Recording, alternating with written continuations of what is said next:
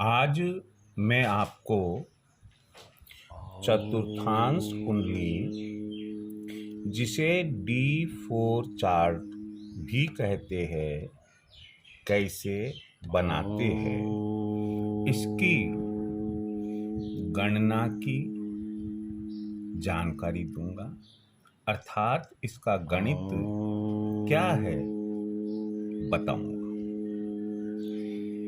एक जातक की लग्न कुंडली के चतुर्थ भाव के संबंध में यदि आप गहन अध्ययन करना चाहते हैं, उसका डीप एनालिसिस करना चाहते हैं, आप चाहते हैं कि उसे माता, सुख, भवन, भूमि, वाहन आदि आदि की उसके जीवन में कैसी अच्छी बुरी स्थिति रहेगी, उसे बताना चाहते हैं, आप खुद शोध करना चाहते हैं, तो ऐसी स्थिति में इसके लिए चतुर्थांश या D4 चार्ट बनाना होता है।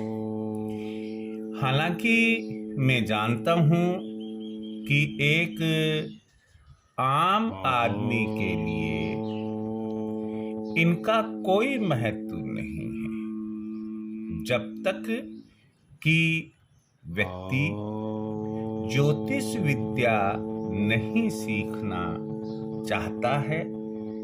तो ये देखा जाए तो मुख्यतः उन व्यक्तियों के लिए, उन स्टूडेंट्स के लिए जो या तो ज्योतिष शास्त्र का अध्ययन कर रहे हैं नियमित रूप से, पत्राचार से, ऑनलाइन से, या जिनकी एक जिज्ञासा है, क्यूरियोसिटी है कि आखिर ये डिविजनल चार्ट्स होते क्या है, कुंडली के 12 भावों का डीप एनालिसिस करके किसी व्यक्ति के बारे में हम सही और शुद्ध जानकारी कैसे दे सकते हैं। तो उन्हीं के लिए ये जो पार्ट है वह इम्पोर्टेंट, महत्वपूर्ण होता है। हम इसके गणित के बारे में पढ़े, आपको जानकारी दे, उसके पहले जो इच्छुक व्यक्ति है, स्टूडेंट्स है, वो यदि मेरे इस चैनल को अभी तक सब्सक्राइब नहीं कर पाए हैं, तो आप उसे सब्सक्राइब कर दें। ये जो मैं बता रहा हूं, इसे पूरा देखे, सुने, समझे, चिंतन करे, और उसके बाद यदि आपको कोई ऐसा प्रतीत हो कि इसमें कोई बात समझ में नहीं आई है, कोई आपकी क्वेरी है, कोई आपकी समस्या है, तो आप निश्चित रूप से शेयर करें मुझसे, कमेंट बॉक्स में लिखें। आप मोबाइल पर भी मुझे बात करके अपनी समस्या का समाधान ले सकते हैं, जैसा आप ठीक समझें। चतुर्थांश कुंडली बनाते समय सबसे पहला काम, जिस जातक के लिए आप चतुर्थांश कुंडली तैयार करने जा रहे हैं, उस जातक की लग्न कुंडली बनाएं। लग्न कुंडली के लिए उसका जन्म स्थान, जन्म दिनांक, जन्म समय आदि मालूम करें। कोशिश करें आप कि आप उस वर्ष के पंचांग की मदद से जातक की लग्न कुंडली बनाएं और जो भी आपके पास बढ़िया वाला सॉफ्टवेयर है कुंडली सॉफ्टवेयर है, आप अपने द्वारा तैयार लग्न कुंडली की जांच उस सॉफ्टवेयर से करें। जब आप ये पाते हैं कि आपकी लग्न कुंडली और जो कुंडली सॉफ्टवेयर है उसकी लग्न कुंडली एक जैसी है, समान है, उसके बाद दूसरा काम है आप पंचांग में देखें कि लग्न एवं ग्रह स्पष्ट क्या दिए गए हैं। जो तिथि और जो समय आपने लग्न कुंडली का लिया है उसके अनुसार लग्न और ग्रह स्पष्ट क्या है, ये आप अलग से एक कागज पर लिख लें। इसके बाद चूंकि ये चतुर्थांश कुंडली है, इसके अपने निश्चित रूप से कोई रूल्स होंगे, कोई फॉर्मूला होगा। तो इसको समझने के लिए सबसे पहली बात है भाई, एक राशि में 30 अंश होते हैं। एक राशि बराबर 30 अंश, और चूंकि चतुर्थांश का मतलब चौथा भाग, किसी ऑब्जेक्ट का जो फोर्थ पार्ट होता है वह चतुर्थांश होता है। तो राशि का चौथा भाग यानी 1/4 30 अंश डिवाइडेड बाई 4, तो ये हमारे पास में 7 अंश 30 कला आता है। यदि हम इसको ध्यान में रखें भाई 7 अंश 30 कला 1/4 का होता है, तो इस प्रकार एक राशि के 4/4 कौन कौन से होंगे? प्रथम चतुर्थांश होगा 0 अंश 0 कला से 7 अंश 30 कला तक। द्वितीय होगा 7 अंश 30 कला से 15 अंश 0 कला। तृतीय होगा 15 अंश 0 कला से 22 अंश 30 कला। और चतुर्थ चतुर्थांश होगा 22 अंश 30 कला से 30 अंश 0 कला, यानी कि 30 से 30 का आंकड़ा मैच खा गया।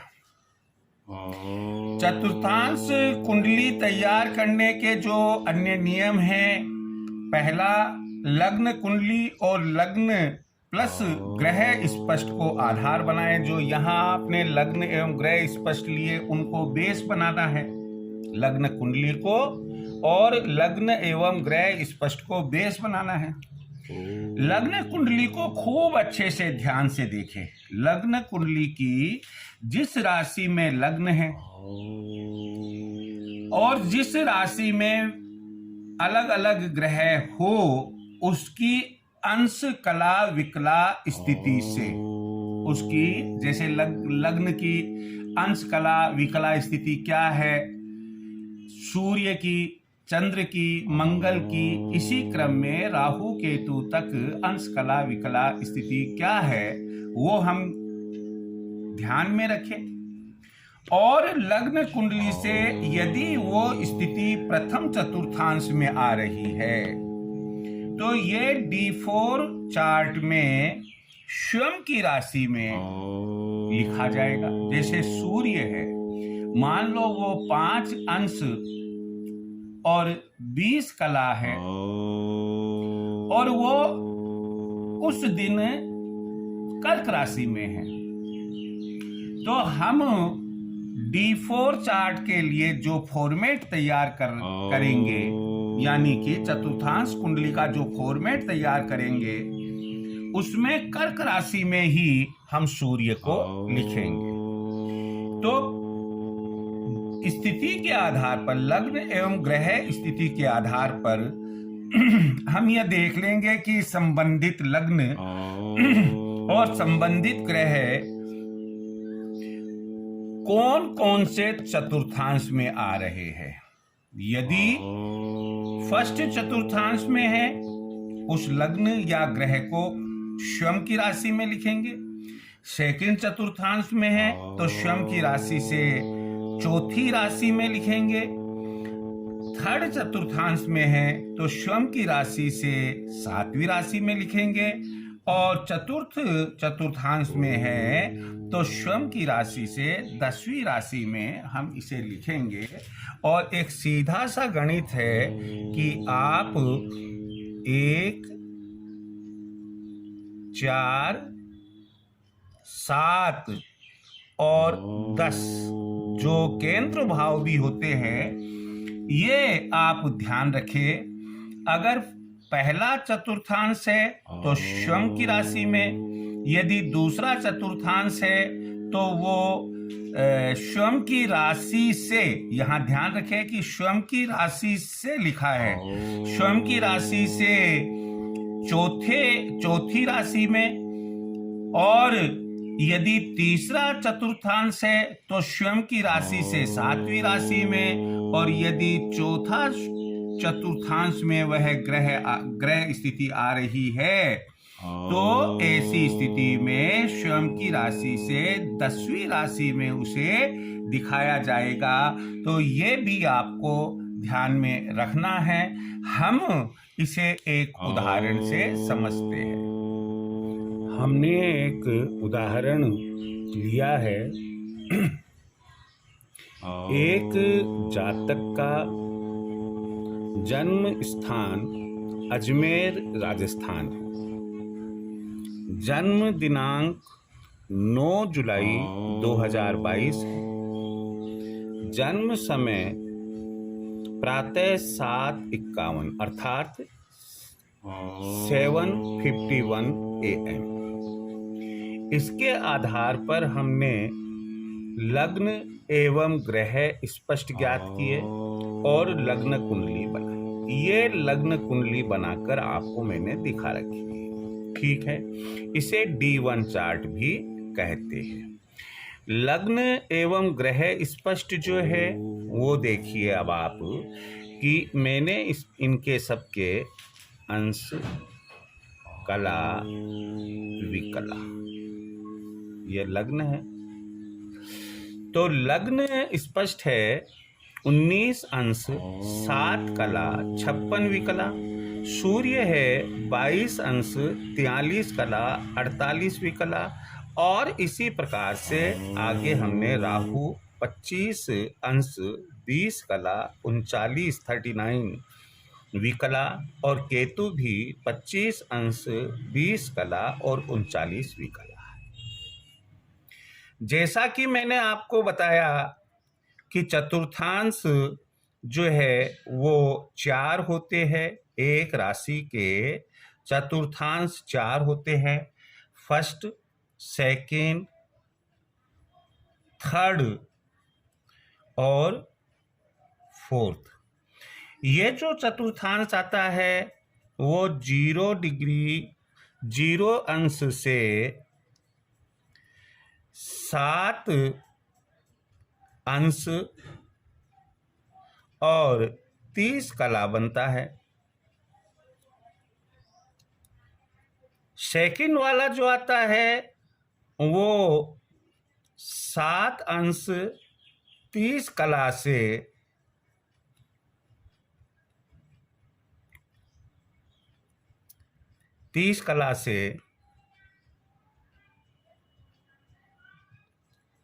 15 अंश और तीसरा बनता है 15 अंश से 22 अंश 30 कला।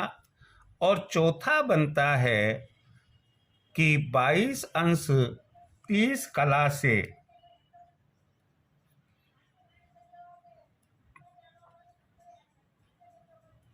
30 अंश 0 का। ये मैंने यहाँ दोबारा क्यों लिखी है, ताकि आपको समझने में किसी प्रकार की त्रुटि ना रह जाए। अब हम देखते हैं कि लग्न, चतुर्थांश कुंडली का लग्न किस राशि का होगा। हमने देखा कि लग्न स्थिति है 19 अंश और 19 जो आता है वो तीसरे चतुर्थांश में आता है। और तीसरे चतुर्थांश में जो हमने बताया कि ये श्रम की राशि में,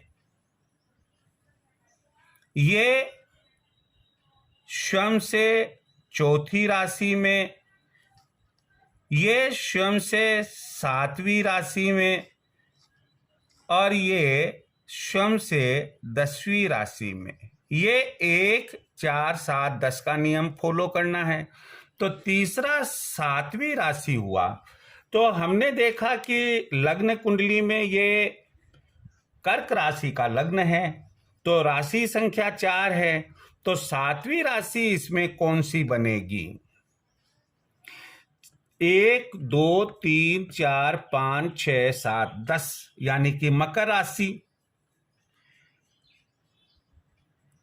और हम कहेंगे कि चतुर्थांश कुंडली या D4 का जो लग्न है वो मकर राशि का है। इसके बाद इसे पूरा करेंगे। 11, 12, 1, 2, 3, 4, 5, 6, 7, 8 और ये 9। ये हो गया, लग्न हो गया हमारा। अब सूर्य पर चलते हैं।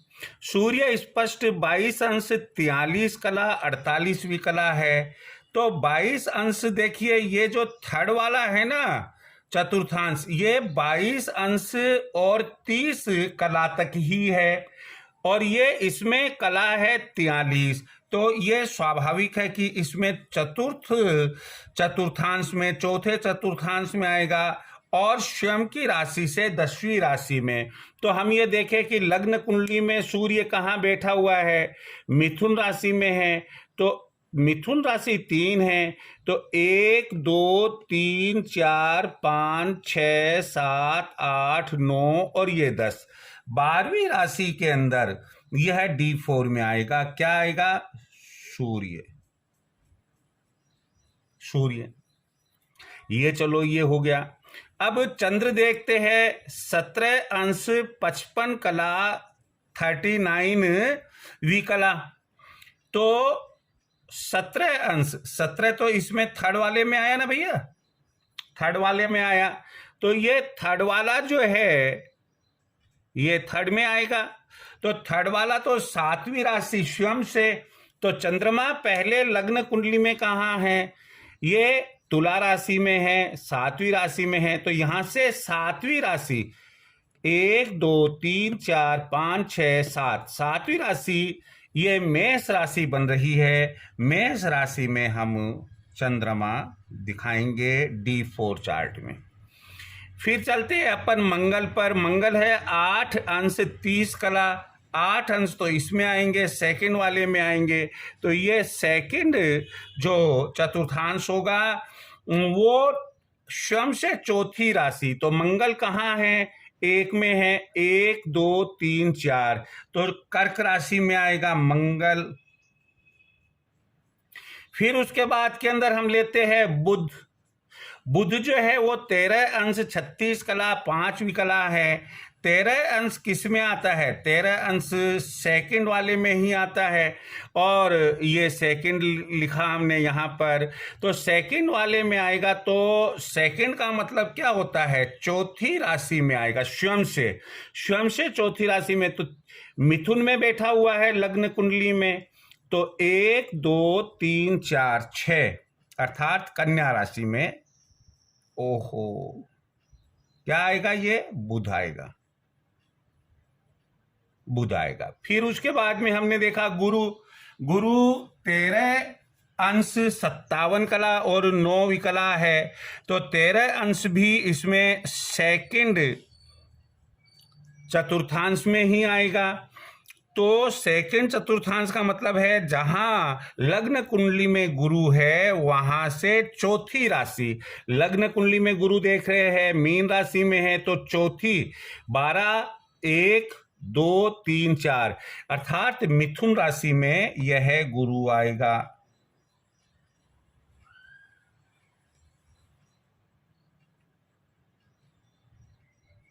गुरु। इसके बाद में हम लेते हैं शुक्र को। शुक्र कितना है? 25 अंश 3 कला 8 विकला। 25 तो इसमें चौथे में आ रहा है भैया, तो ये चौथा लिया हमने। चौथे का मतलब हुआ कि स्वयं की राशि से 10वीं राशि में। तो शुक्र कहाँ मौजूद है? शुक्र हम देख रहे हैं लग्न कुंडली में वृषभ राशि में है। यहां से 10वीं राशि बनेगी 1 2 3 4 5 6 7 8 9 और 10, 11 में। 11 में यहां हम लिखेंगे शुक्र को। ठीक है भैया। इसके बाद के अंदर हम चलते हैं शनि पर। शनि महाराज है 0 0 अंश 9 कला और 51 विकला। तो ये फर्स्ट चतुर्थांश में आएंगे। ये फर्स्ट चतुर्थांश में मतलब कि लग्न कुंडली में जिस राशि में ये बैठे हुए हैं उसी राशि में D4 में भी आएंगे। लग्न कुंडली में ये कुंभ राशि में है तो D4 में भी ये कुंभ राशि में ही रहेंगे, यानी कि 11वीं राशि में ही रहेंगे। राहु 25 अंश 20 कला और 39वीं कला है, तो 25 अंश चौथे के अंदर आया। चौथा चतुर्थांश यानी कि स्वयं से 10वीं राशि। लग्न में देखा राहु कहाँ बैठे हुए हैं? राहु बैठे हुए हैं 1 में। यहां से 10वीं राशि 1 2 3 4 5 6 7 8 9 और 10। 10 का मतलब मकर राशि में आएंगे राहु। ये राहु लिखा हमने, ये राहु लिखा हमने। फिर हमने देखा केतु। केतु की भी वही स्थिति है, इसलिए ये भी चतुर्थांश में आएंगे। यानी अपने जहां ये जिस राशि में बैठे हुए हैं लग्न कुंडली में, वहां से 10वीं राशि। केतु तुला राशि 7 में बैठे हुए हैं, तो यहां से 10वीं 1 2 3 4 5 6 7 8 9 और 10। 10 का मतलब कर्क राशि में हुए, तो ये कर्क राशि में हमने लिखा केतु। और ये इस तरीके से हमारे पास में चतुर्थांश कुंडली बन गई। अब आपका कर्तव्य क्या बनता है? आपका कर्तव्य बनता है, जैसे मैंने ये एक जातक के जन्म की डिटेल ली, वैसे आप भी किसी भी जातक की डिटेल ले। जरूरी नहीं है कि वो प्रेजेंट डिटेल ही हो। आप सन 2000 पहले की ले, सन 2000 या उसके बाद की ले, कोई भी ले। शर्त यही है कि जो जातक की डिटेल ले रहे हो जन्म की, उससे संबंधित लग्न एवं ग्रह स्पष्ट आपके पास में पंचांग में होने चाहिए, यानी कि उस वर्ष का पंचांग आपके पास में होना चाहिए, ताकि ये ग्रह स्पष्ट लिख सके। आप सोचे कि मैं बिना इन्हें लिखे लग्न कुंडली से ही चतुर्थांश कुंडली या D4 बना लूंगा, तो यह आपकी सबसे बड़ी भूल होगी। इसलिए मैं आपको यही कहूंगा कि आप मैक्सिमम प्रैक्टिस करें। एक बार आप इसे आराम से देख लीजिएगा। मैं फिर बता देता हूं कि लग्न है अपना मकर राशि का, जिसमें राहु और लग्न है। फिर उसके बाद के अंदर आपके कुंभ राशि में शुक्र शनि है, मीन राशि में सूर्य है, मेष राशि में चंद्रमा है, मिथुन राशि में गुरु है, कर्क राशि में मंगल और केतु आ गए हैं, कन्या राशि में बुध आ गए हैं, और तुला, वृश्चिक और धनु राशि ये खाली है। यानी कि पहले भाव में ग्रह है, चतुर्थांश कुंडली के पहले भाव में है, दूसरे में है, तीसरे में है, चतुर्थ में है, षष्ठम भाव में है, सप्तम में है, नवम भाव में है, और बाकी भाव इसके खाली है। तो ये चतुर्थांश कुंडली आपके सामने बनी हुई है। आप इत्मीनान से स्क्रीनशॉट लेकर देखें और इसके बारे में आप स्वयं अपने आप से पूछें कि मुझे यह समझ में आया या नहीं। अगर नहीं आता है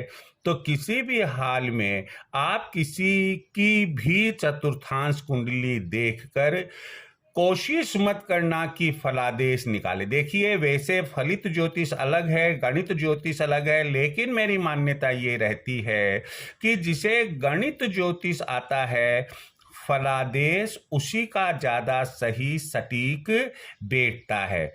शेष जैसा आप ठीक समझे, क्योंकि आप स्वयं भी बुद्धिमान हैं। जय श्री कृष्ण।